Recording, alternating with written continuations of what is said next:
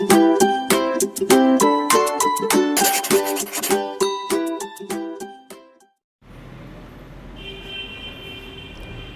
छात्र नमस्कार, आपका स्वागत है मेरे यूट्यूब चैनल पीडीएम क्लास में। आज हम लोग पढ़ने जा रहे हैं समांतर श्रेणी क्लास 10th का। यह है क्लास 10th का और इसमें हम लोग पढ़ेंगे समांतर श्रेणी यानी अर्थमेटिक प्रोग्रेशन। इसी को शॉर्ट में कहते हैं एपी। इसी के बारे में हमको जानना है और इसका थ्योरी पढ़ेंगे। अभी चैप्टर नहीं पढ़ेंगे, जब थ्योरी समझ लेंगे तो आगे हम लोग चैप्टर पढ़ेंगे ताकि और अच्छे से चैप्टर बन सके। तो सबसे पहला बात, समांतर श्रेणी होता है क्या? समांतर श्रेणी होता है क्या यानी एपी क्या होता है? तो ये जो होता है इसमें समांतर का मतलब होता है जिसके बीच में समान अंतर हो। समांतर का मतलब होता है जिसके बीच में समान अंतर हो। श्रेणी का मतलब होता है सीरीज, सीरीज या प्रोग्रेस। जिस प्रोग्रेस में जिस श्रेणी में अगर सभी संख्याओं का अंतर समान है, जैसे कि कोई संख्या लेते हैं 4, 6, 8, 10 ... इसी तरह, तो देखने पर क्या पता चल रहा है कि इसमें इसको कितना जोड़े होंगे, प्लस के 2 किए होंगे, फिर इसमें भी प्लस के 2 किए तब ने 8 आया, फिर इसमें भी प्लस के 2 किए तब ने 10 आया। तो कहने का मतलब सब में 2 ऐड कर रहे हैं। तो ये पता चल रहा है हाँ ये प्रोग्रेस हो रहा है, 2 का प्रोग्रेस हो रहा है। इसमें कितना का प्रोग्रेस हो रहा है? 2 का प्रोग्रेस हो रहा है। तो इसको हम लिख सकते हैं कि यह जो है एपी में है, यह जो है एपी में है। क्यों? क्योंकि जो सभी का मतलब कितना है, 2 ऐड हो रहा है, 2 ऐड हो रहा है, ये भी कह सकते हैं। ठीक, तो एपी में है। जैसे कुछ और संख्या देखते हैं, जैसे 100 है, 70 है, उसके बाद ये भी 30, 40 है, फिर 10 है। अब देखने पर यहाँ क्या पता चल रहा है, ये इससे कितना कम है, 30 कम है, ये इससे कितना कम है, 30 कम है, ये इससे कितना कम है, 30 कम है। यानी इसमें देखने पर क्या पता चल रहा है कि इसमें 30 कम है। तो हम कह सकते हैं कि यह भी एपी में है, यह भी एपी में है, क्योंकि सभी का रेशियो, सभी का जो मान है वो 30 यानी 30 घटाते गए तो एक तरह का श्रेणी बन गया। तो इसको भी लिख सकते हैं क्या है, यह भी एपी में है। आगे हम लोग और अच्छा से पढ़ेंगे, अभी तो शुरुआती है तो हल्का फुल्का समझते हैं। तो ये एपी में है, जब क्वेश्चन बनाने लगे तो और अच्छा से समझ में आएगा। तो ये एपी में है। अब बात आता है कि कौन एपी में नहीं रहेगा, कौन एपी में नहीं रहेगा। जैसे 1, 9, 6, 3। अब देखिए यहाँ कितना जोड़ना पड़ा, 3। अब यहाँ तक कम ही गया, 3 कम ना गया, और फिर यहाँ भी क्या हुआ, 3 कम गया। अब यहाँ यहाँ 1 में 8 जोड़े होंगे तभी है ना 9 पूरा होगा। तो ये एपी में नहीं है, क्योंकि इसका जो वैल्यू है कभी 8 है, कभी -3 है, तो कभी -3 है। तो ये सब बराबर नहीं है, ये सब बराबर नहीं है। यानी इसके बीच का जो डिफरेंस है, इसके बीच का डिफरेंस वो बराबर नहीं है, इसलिए हम कह सकते हैं यह एपी में नहीं है। अच्छा, इसमें जो ये सब होता है, ये सब क्या होता है, इसको हम क्या कहेंगे? ये तो सीरीज में है, लेकिन 4 को क्या कहेंगे, ये 6 को क्या कहेंगे जब हमको क्वेश्चन बनाना रहेगा? तो इसको हम लोग पद कहते हैं। सूची में, श्रेणी में, इस लिस्ट में, ये जो लिस्ट है इसमें जो भी नंबर रहता है उसको पद कहते हैं। जैसे यहाँ ये हुआ पहला पद, ये दूसरा पद, ये तीसरा पद, ये चौथा पद, ये पहला पद, दूसरा पद, तीसरा पद, चौथा पद, इस तरह से पदों की संख्या दिया रहेगा। तो प्रत्येक पद अपने आप में एक महत्व रखता है। अगर कोई भी पद दूसरे पद से मेल नहीं खा रहा है, यानी उसके बीच का अंतर, डिफरेंस समान नहीं है, तो हम कह सकते हैं वो एपी में नहीं है। ठीक है, तो हम लोग क्या करेंगे, एक क्वेश्चन बनाते हैं और देखते हैं और डीप में समझने की कोशिश करते हैं कि कैसे हम पता करेंगे एपी में है। तो जैसे कोई क्वेश्चन लिखते हैं 1, 3, 5, 7, 9 ... इसी तरह बहुत सारा रहेगा। ये हमको पता करना है से एपी में है कि नहीं है। तो सबसे पहले क्या करेंगे, लिख लेंगे A1 का वैल्यू 1, A2 का वैल्यू 3, A3 का वैल्यू 5, A4 का वैल्यू 7, A5 का वैल्यू 9। ठीक, और इसके बीच के जो अंतर को किसी दो पदों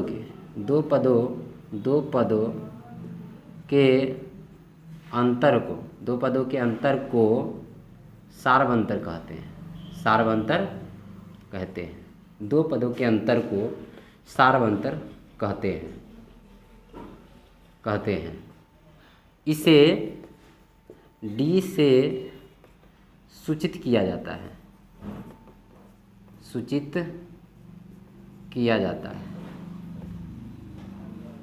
D से इसलिए सूचित किया जाता है क्योंकि सार्वंतर का मतलब होता है डिफरेंस, कॉमन डिफरेंस। सार्वंतर का इंग्लिश क्या होता है?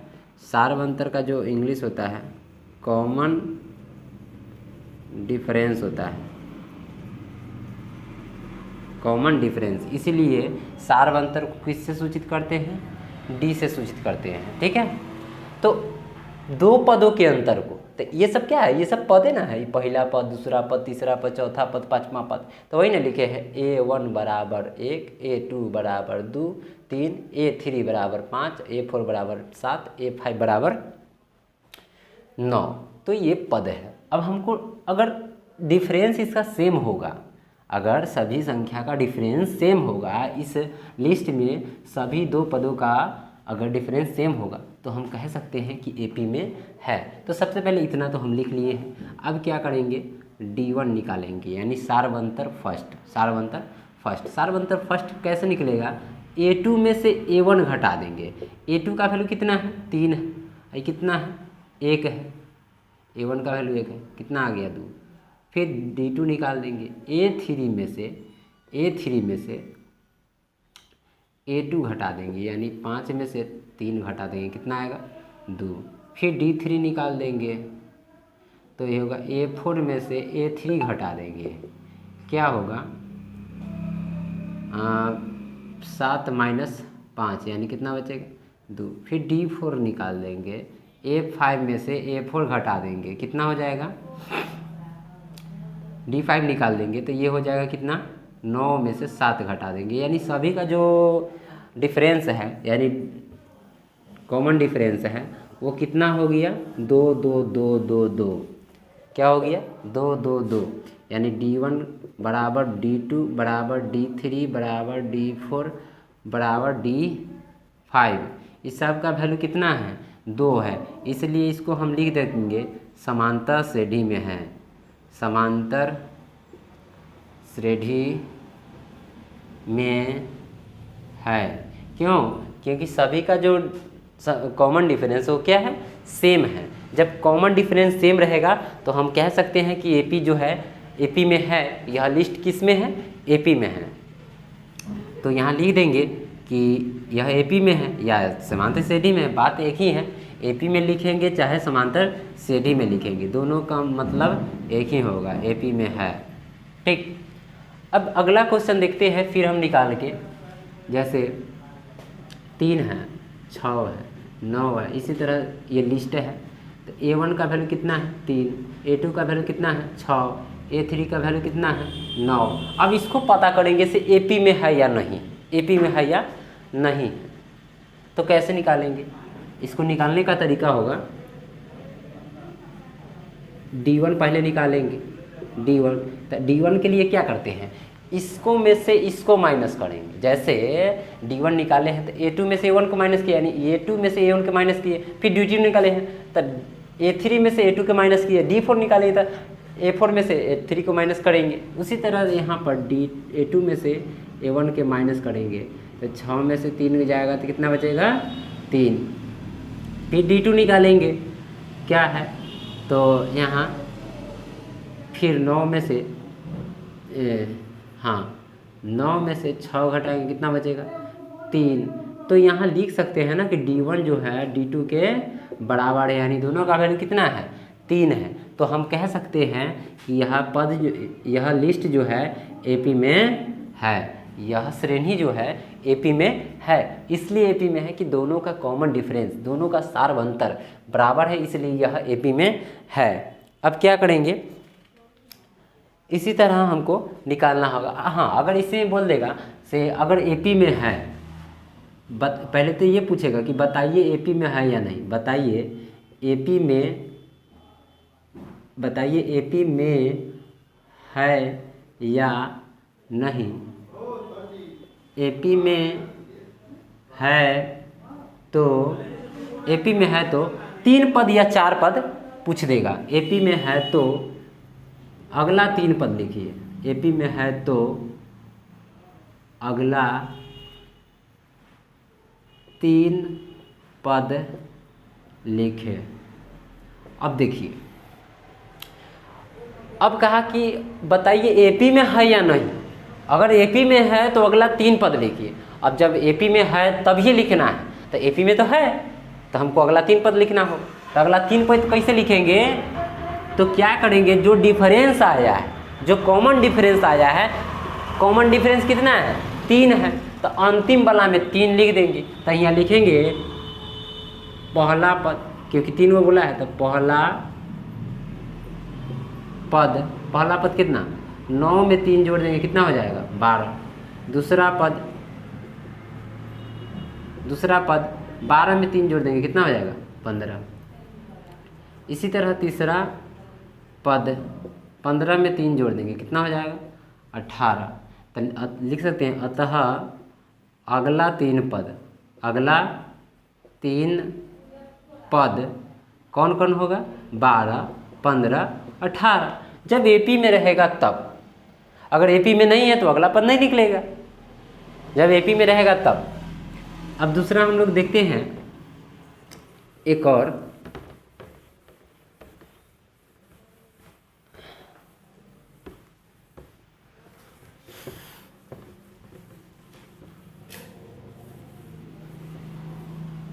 ये हो गया। उसी तरह 1-2 क्वेश्चन और देख लेते हैं ताकि और अच्छे से समझ लेंगे। तो आगे देखते हैं हम लोग कुछ क्वेश्चन ऐसा जो थोड़ा डिफ़िकल्ट हो निकालने के लिए। तो लिखते हैं एक क्वेश्चन 2, 4, 8 16 ... ये पहला पद कितना हुआ, 2। दूसरा पद कितना हुआ, 4। तीसरा पद कितना हुआ, 8। चौथा पद कितना हुआ, 16। अब कह रहा है इसमें एपी में है या नहीं है, एपी में है या नहीं। अगर एपी में है तो अगला 3 पद लिखिए। अगर एपी में है तो अगला 3 पद लिखिए। तो चलिए देखते हैं। सबसे पहले निकालेंगे D1 यानी कॉमन डिफरेंस यानी सार्वंतर। क्या निकालेंगे, तो A2 में से A1 माइनस होगा, इसमें से इसको माइनस करेंगे। A2 का वैल्यू 4 है, A1 का वैल्यू 2 है, कितना बचेगा, 2 बचेगा। फिर D2 निकालेंगे तो A3 माइनस A2, ये कितना है, 8 है, ये 4 है, ये कितना हो जाएगा, 4 बचेगा। फिर D3 निकालेंगे, ये 60, ये हो जाएगा A4 माइनस A3। क्या करेंगे, A4 का वैल्यू 16 है, ये 8 है, ये कितना हो जाएगा, 8। अब देखते हैं, ये सार्वंतर पहला है, ये सार्वंतर दूसरा है, ये सार्वंतर तीसरा है। क्या ये तीनों सेम है, क्या D1 बराबर D2 बराबर D3 ये तीनों बराबर है, तो ये तीनों बराबर नहीं है। तो इसको हम लिख सकते हैं कि ये तीनों बराबर नहीं, यानी बराबर नहीं का चिन्ह दे देंगे। तो हम लिखेंगे एपी में नहीं है, एपी में नहीं है। जब एपी में नहीं है तो अगला 3 पद नहीं निकलेगा। जब एपी में नहीं है तो अगला 3 पद नहीं निकलेगा। तो ये भी हो सकता है। चलिए अब हम लोग, ये हो गया है, तो आगे देखते हैं। अगर ये तो हो गया, अब हम लोग को दूसरा टाइप का क्वेश्चन है, दूसरा टाइप के, उसमें पढ़ना होगा कि इस एपी का समांतर श्रेणी, इस एपी का प्रथम पद और सार्वंतर ज्ञात कीजिए। इस एपी का प्रथम पद और सार्वंतर ज्ञात कीजिए। तो कोई एपी दे दिया रहेगा और उसका बोला जाएगा प्रथम पद और सार्वंतर ज्ञात कीजिए। तो प्रथम पद क्या होता है और सार्वंतर क्या होता है, वो भी हम फिर से हम लोगों को पढ़ना है। तो देखते हैं, जैसे एक एपी दे दिया रहेगा, अगर एपी लिख दिया तो समझ जाइए एपी में है, उसको निकालने की कोई ज़रूरत नहीं है। जैसे 4 है, 10 है, 16 है और 22 है। ठीक, तो इसमें ये लिख देगा और कहेगा, ये कहेगा कि से आप जो है इसका प्रथम पद, इसका प्रथम पद एवं सार्वंतर लिखिए, सार्वंतर लिखे, सार्वंतर लिखें। हम कैसे लिखेंगे प्रथम पद और सार्वंतर, तो ये सबसे ज़रूरी है। देखिए प्रथम पद होता है क्या, हम बोले हैं ना, इस लिस्ट में जो भी दिया रहता है उसको पद कहते हैं। ये जो लिस्ट दिया है इसमें जितने भी है वो सब क्या है, पद है। इस सूची में जितने भी है वो सब क्या है, पद है। जैसे ये पद ही है, ये भी एक पद है, ये भी पद है, ये भी पद है। तो इस सब का नाम है कि पहला पद है, दूसरा पद है, तीसरा पद है, ये चौथा पद है। तो प्रथम पद कौन है, इसमें प्रथम पद कौन है, तो जो शुरू में रहेगा वही प्रथम पद है, नहीं पहला पद। तो लिख देंगे प्रथम पद। प्रथम पद कितना है, 4। प्रथम पद को ए भी कहते हैं, तो प्रथम पद को छोटका ए से भी सूचित करते हैं, इसको ध्यान रखिएगा। और इसको लिख लेंगे 4, ठीक। प्रथम पद यानी ए का वैल्यू कितना, 4। अब इसमें बोला सार्वंतर। सार्वंतर तो पता ही है कैसे निकाला जाता है, अभी हम तुरंत ही बताए हैं। तो सार्वंतर को डी भी कहते हैं, सार्वंतर को डी भी कहते हैं, छोटा डी। तो लिख लेंगे डी बराबर, अब क्या इसको में से इसको माइनस कर देंगे, 10 में से 4 को माइनस कर देंगे, कितना हो जाएगा 6। यानी सार्वंतर कितना है, 6। सार्वंतर कितना है, 6। तो बस हमको इतना ही करना है। हाँ, क्वेश्चन ध्यान रखना है कि से इसमें प्रथम पद और सार्वंतर लिखा रहेगा निकालने के लिए, तब हमको इस तरीक़ा से बनाना है, नहीं तो गलत हो सकता है, ठीक। हाँ, एपी में दिया रहेगा तो प्रथम पद और सार्वंतर निकाल लेंगे। उसी तरह कुछ क्वेश्चन और है, उसको देखते हैं। एपी में दिया हुआ है, कह रहा है एपी 3, -1, -3, -1, सॉरी यहाँ पे -1 है, -1, -3 इस तरह से दे दिया है। और कहा है इसमें भी प्रथम पद और सार्वंतर निकालिए। तो प्रथम पद फिर से कौन होगा, लिखेंगे प्रथम पद। प्रथम पद, प्रथम पद कौन होगा, 3 होगा। प्रथम पद क्या होगा, 3 होगा। और सार्वंतर क्या होगा, सार्वंतर। सार्वंतर कौन होगा, 1 में से 3 को माइनस कर देंगे, 1 में से 3 को माइनस करेंगे तो कितना आ जाएगा, 2। तो सार्वंतर क्या हुआ, -2। प्रथम पद को ए कहते हैं, ब्रैकेट में ए लिखिएगा। कभी कभी हम सार्वंतर न लिख के डायरेक्ट डी लिख देंगे और प्रथम पद न लिख के डायरेक्ट ए लिख देंगे, तो उसका ही मतलब क्या होगा, वही होगा जो प्रथम पद लिखते हैं। तो सार्वंतर कितना हो गया, -2। तो इस तरीक़ा से हमको, अगर ये क्वेश्चन एग्जाम में हर साल आता है इस तरह का, से प्रथम पद और सार्वंतर लिखिए। 2 नंबर का क्वेश्चन बिहार बोर्ड पूछता है। तीसरा है, तो ये तो समझ गए कि प्रथम पद और सार्वंतर कैसे निकाला जाता है, इतना हम लोग समझ चुके हैं। अब हम लोग पढ़ेंगे क्या कि कोई एपी दिया रहेगा और उसका बोलेगा 20वां पद निकालिए, 30वां पद निकालिए, कोई भी पद निकालिए, तो वो हम लोग पढ़ेंगे अभी इस क्वेश्चन में, वो हम लोग पढ़ेंगे। चलिए पढ़ते हैं।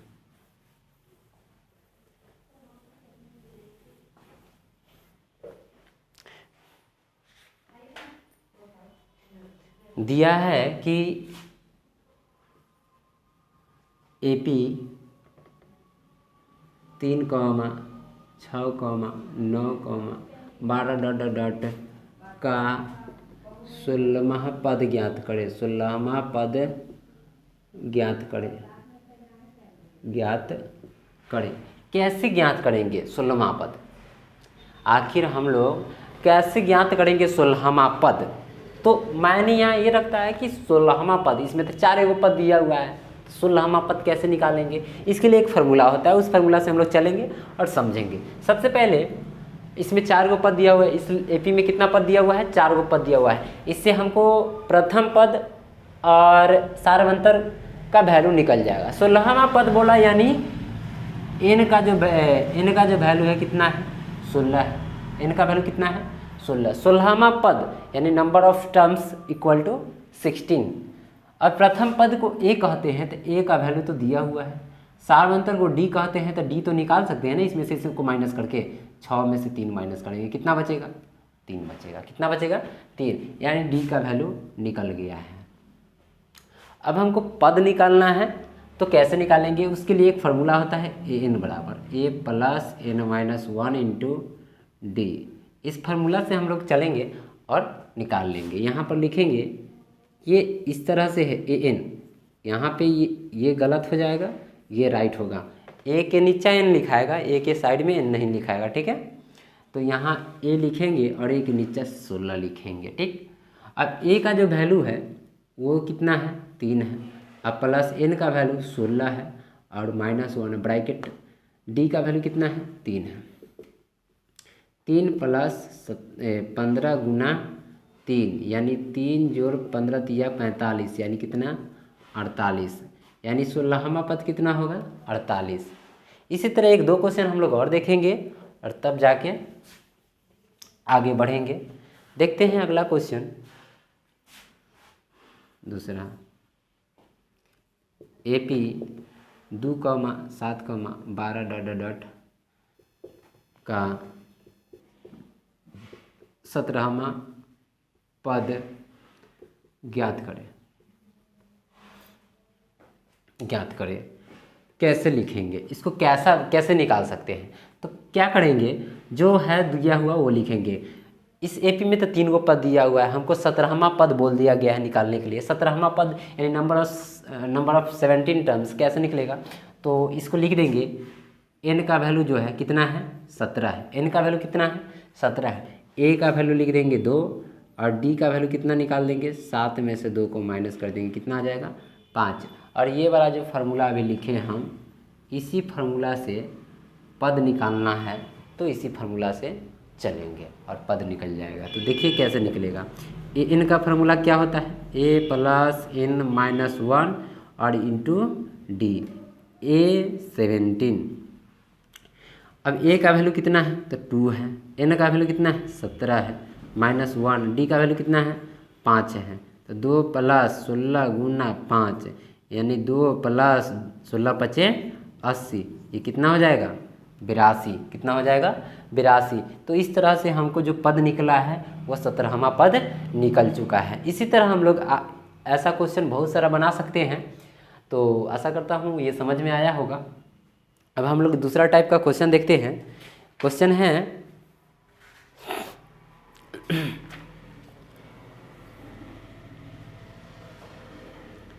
तो ये तो हो गया है। अब देखेंगे हम लोग एक और क्वेश्चन देख लेते हैं, थोड़ा डिफ़िकल्ट ही देखेंगे ताकि अच्छा समझ में आ जाए। एक क्वेश्चन और है, तीसरा नंबर क्वेश्चन देखते हैं। एपी 10,7,4 का 30वां पद ज्ञात करें। 30वां